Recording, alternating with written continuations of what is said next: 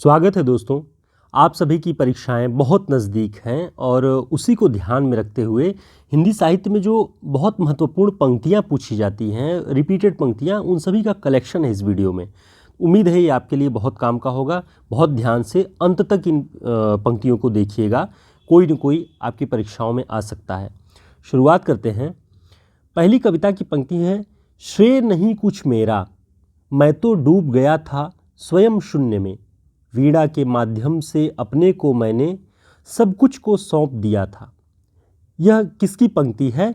तो इस पंक्ति के लेखक, कविता पंक्ति के लेखक अज्ञेय जी हैं और यह असाध्य वीणा कविता से ली गई है।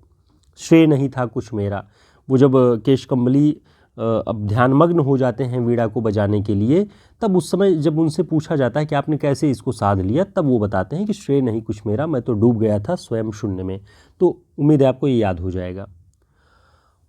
अगली पंक्ति है, कविता की परम अभिव्यक्ति लगातार घूमती है जग में, पता नहीं जाने कहाँ है वह। मुक्तिबोध की पंक्ति है यह। दुख ही जीवन की कथा रही, क्या कहूँ आज जो नहीं कही। यह पंक्ति निराला जी की कविता से है और सरोज स्मृति से है यह। अगली कविता पंक्ति है, आराधन का दृढ़ आराधन से दो उत्तर, राम की शक्ति पूजा, निराला जी की लिखी हुई ये कविता है और जाम्बवान ने राम को परामर्श देते हुए यह कहा है।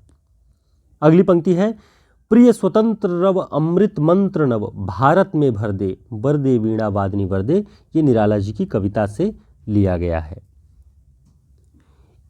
अगली कविता पंक्ति है, इस पार प्रिय मधु है तुम हो, उस पार न जाने क्या होगा। हरिवंश राय बच्चन जी की पंक्ति है। दिवस का अवसान समीप था, गगन था कुछ लोहित हो चला। ये संध्या का जो वर्णन है वो अयोध्या सिंह उपाध्याय हरिऔध जी ने परिप्रवास में किया हुआ है। दिवस का अवसान समीप था, गगन था कुछ लोहित हो चला।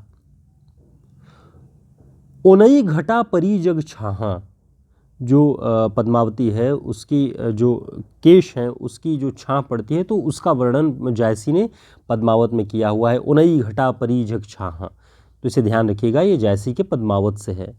आवत जात पनहिया टूटी बिसर गयो हरिनाम, ये कुंभन दास जी का पंक्ति है। कीरति भनीति भूति भल सोई, सुर सरि सम सब कर हित होई, ये तुलसीदास जी की पंक्ति है।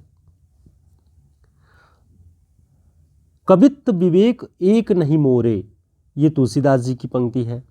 गोरख जगायो जोग और भगति भगायो लोग, तुलसीदास जी की पंक्ति है। मोरा जोबना नवेलरा भयो है गुलाल, कैसे घरदीनी बकस मोरी माल, ये अमीर खुसरो जी की पंक्ति है। सूनी सेज डरावन लागे, बिरहा अगिन मोहि डस डस जाए, अमीर खुसरो जी की ये पंक्ति है। आगे कुछ गद्य की भी पंक्तियां हैं जो परीक्षाओं में पूछी जाती हैं। चींटी से लेकर हाथी पर्यंत, पशु भिक्षु से लेकर राजा पर्यंत, मनुष्य बिंदु से लेकर समुद्र पर्यंत, जल अनंत आकाश, अनंत पृथ्वी, अनंत पर्वत, सभी पर कविता हो सकती है। यह पंक्ति किसकी है? महावीर प्रसाद द्विवेदी जी की। प्रेम मार्ग का ऐसा प्रवीण और धीर पथिक तथा जबादानी का ऐसा दावा रखने वाला ब्रजभाषा का दूसरा कवि नहीं हुआ। ये किसके बारे में कहा है?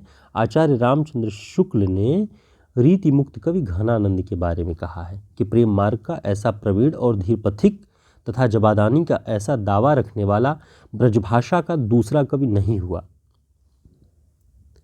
आगे देखिए, किसी कवि का यश उसकी रचनाओं के परिमाण के हिसाब से नहीं होता, बल्कि गुण के हिसाब से होता है। यह पंक्तियां शुक्ल जी की हैं और कवि बिहारी के संदर्भ में उन्होंने लिखी है, क्योंकि बिहारी जी ने बहुत कम दोहे लिखे हुए हैं, बहुत कम रचनाएं हैं, लेकिन उनकी गुणात्मकता इतनी अधिक है कि आज भी लोग उन्हें याद करते हैं।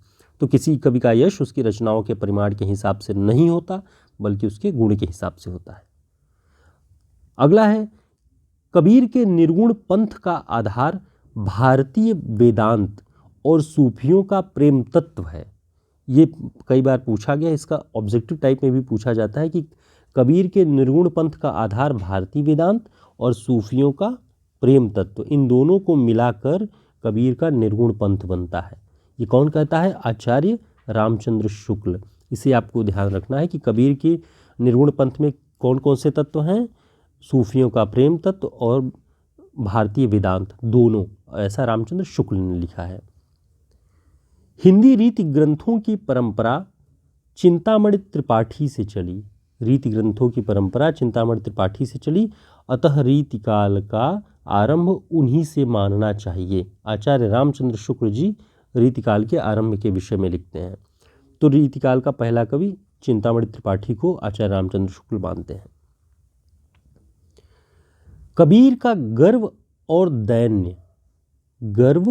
दैन्य दोनों मनुष्य को उसकी परमात्मिकता की अनुभूति कराने वाले हैं। कबीर का गर्व और दैन्य दोनों मनुष्य को उसकी परमात्मिकता की अनुभूति कराने वाले हैं। ये आचार्य हजारी